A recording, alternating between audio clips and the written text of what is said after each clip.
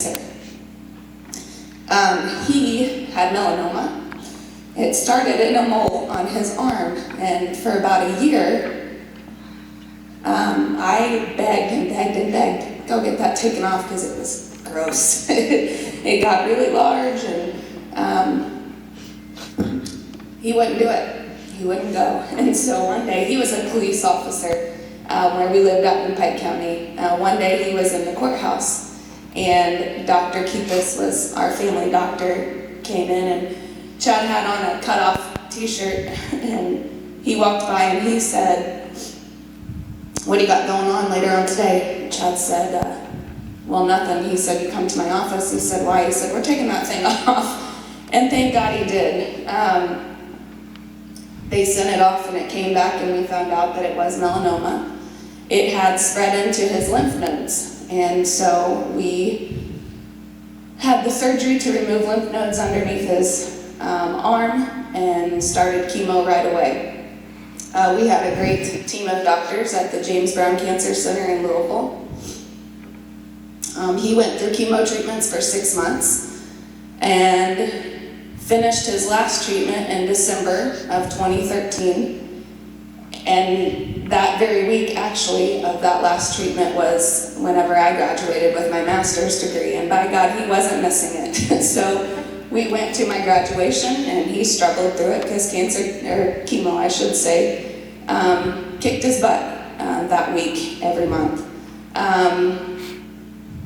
We were done with the chemo. Scans looked great.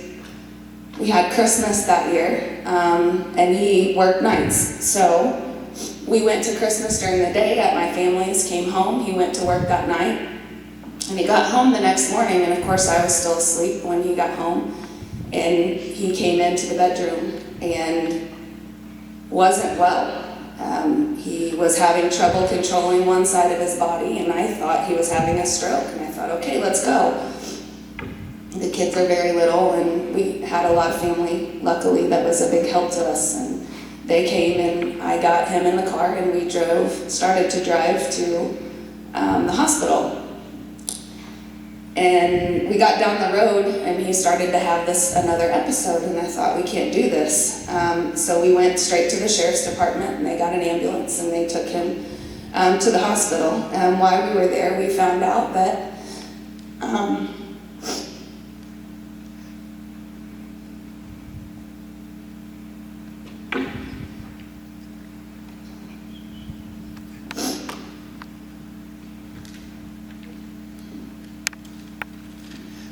that it had spread to his brain.